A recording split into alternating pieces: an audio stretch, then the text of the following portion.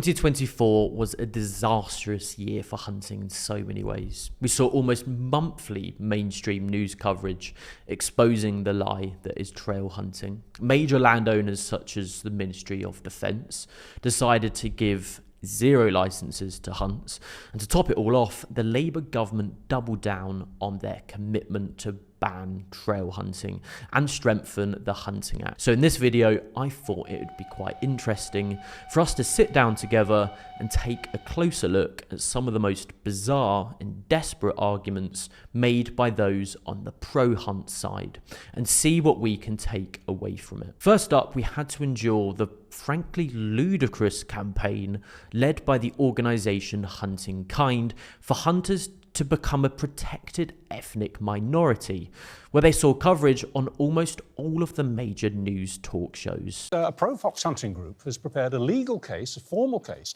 to try and prove that fox hunters are a minority.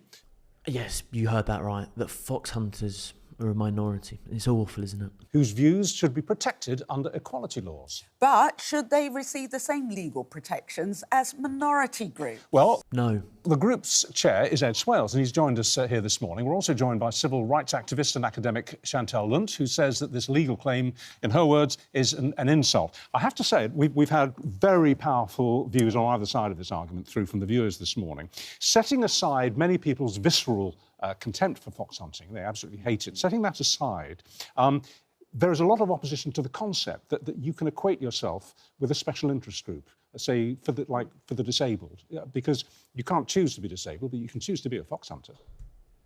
Fair point.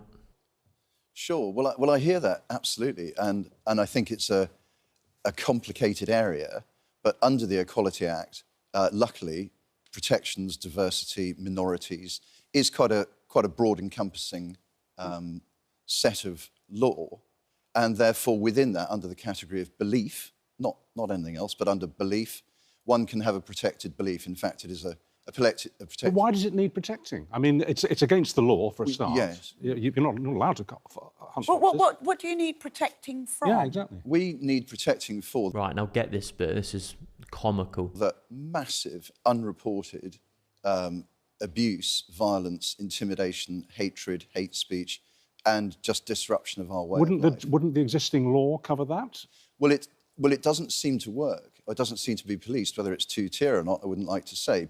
And goes on to provide literally not a single example of this hate and intimidation and nastiness by the anti-hunt side. Thankfully, Chantal Lunt was there to put him in his place. I say it's ridiculous, to be honest with you, Tricia. I actually had to check the date that it wasn't April the 1st, because clearly you cannot be seriously trying to equate your experiences with that of marginalised communities with a history of social oppression and marginalisation, who fought, through campaigns such as Pride and Black civil rights movements for our rights. We've got no privileges. You can't seriously equate a hobby, a blood sport, with the experiences of marginalised groups such as LGBTQ+ and Black communities. And it's quite people frankly with disabilities. insulting. Well, in your opinion, you can't.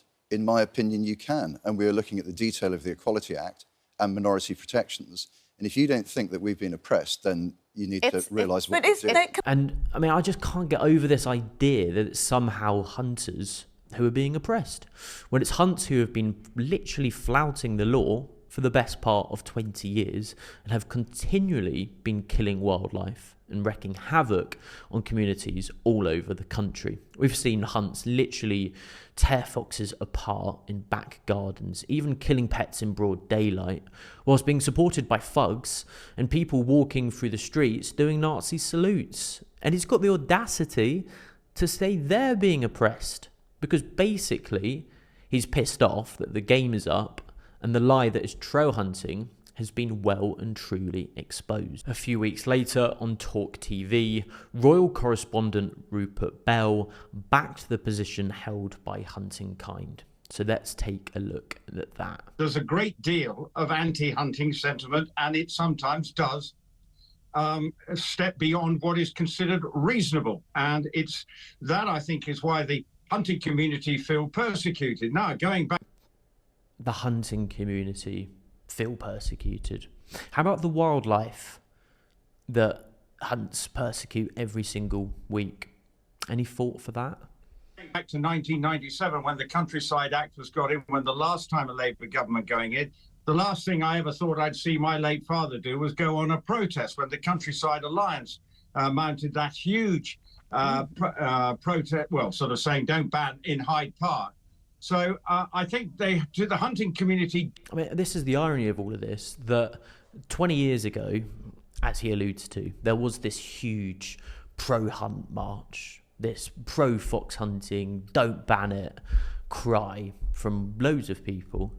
And yet we're supposed to sit here now and believe all of the pro-hunt commentators and people from the Countryside Alliance that say, you know, hunts are just following trails. We're not killing wildlife. We don't want to be killing wildlife.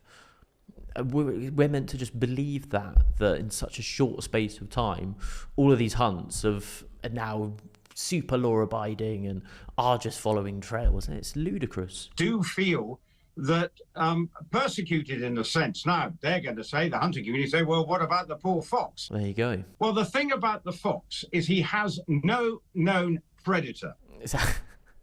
This is the mental part, is that he now goes on this huge rant about foxes not having predators and that they need to be controlled somehow.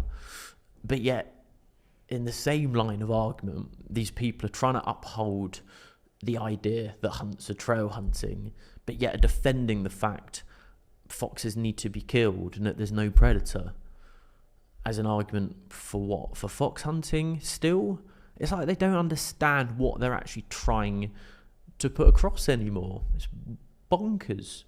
So if you're looking at a rural community, now farming community, and you're trying to manage flocks of sheep, whatever, then fox, you know, if they're not controlled, it's a free-for-all. Now, yes, there is an urban fox and can just get on with it. It is because that's a very different set of circumstances. But the rural fox, well, he's out. The evil rural fox. Hunting livestock. And that is the fact. And they have to be controlled. And I think that's... And of course, that's the other elephant in the room of all of this. A fox naturally hunting and killing other animals. And this hatred for that, because that animal is killing so-called livestock that people are also killing too.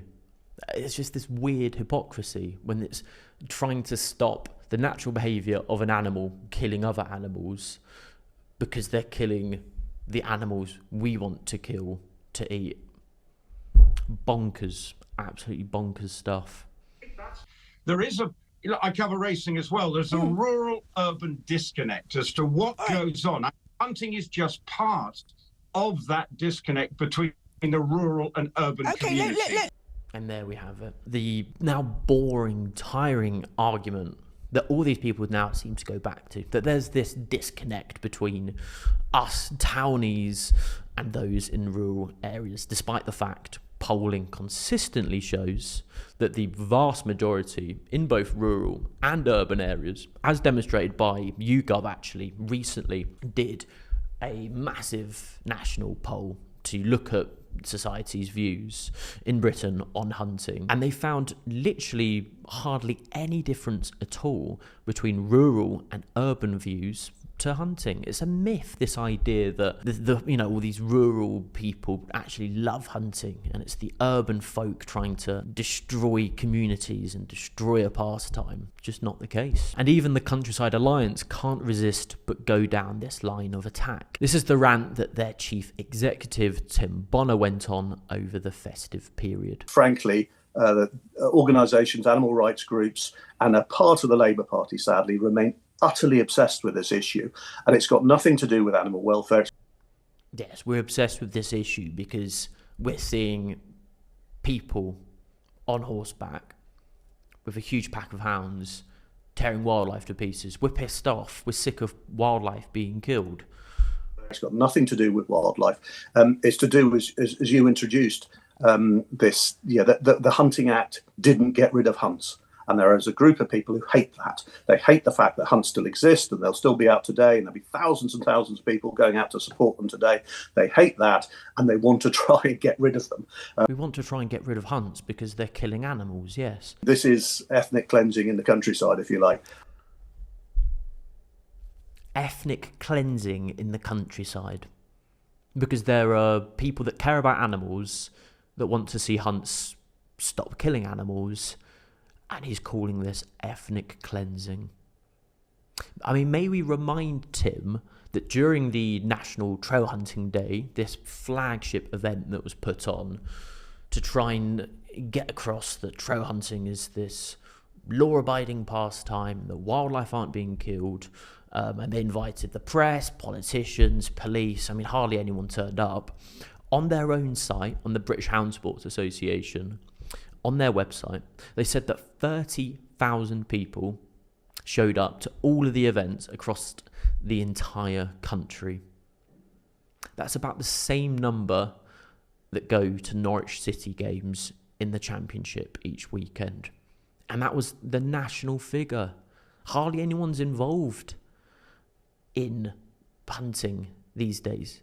It's dwindling. As much as Tim would love to bang on about the thousands out in support, it's just not really that true, is it? And frankly, utterly bizarre that when we have so many other issues in rural communities and so many issues in the country as a whole, that this is something that this Labour government really is going to waste parliamentary time on. Well, there we have it. The bombshell that Parliament is not able to do two things at once. It can't tackle and solve pressing issues as well as deal with hunting. For the best part of 20 years now, the Act clearly has not been working. There's huge demand for change, for legislative amendments to be made. Over 150,000 people have now signed Protect the Wild's petition for a proper ban on hunting. And that's why it's quite right that Labour are continuing to press on and have doubled down on their commitment to ban trail hunting. And of course, the irony is that it's hunts who are causing torment for rural communities. And you don't even have to take my word for it. This is what Matt Longman, the Chief Superintendent on fox hunting, has to say. This is a much bigger issue than just the killing of foxes.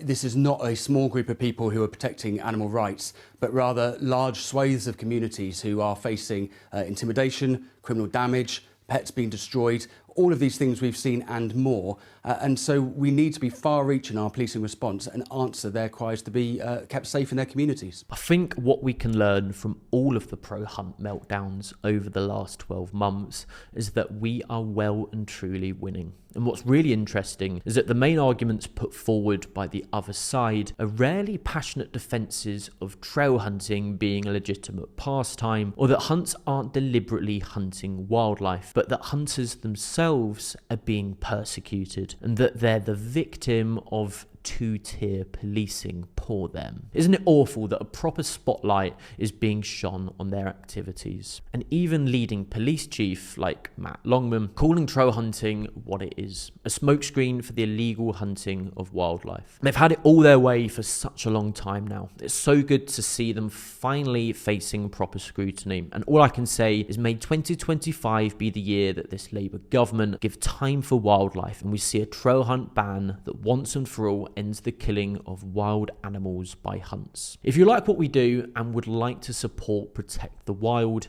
please consider a small monthly donation to fund our vital work. We do absolutely everything we can to protect British wildlife from those out to destroy it. From undercover investigations and animations seen by millions of people to funding hunt sabotage and year-round journalism. We're building a powerful community of like-minded people, and I'd love you to be a part of it.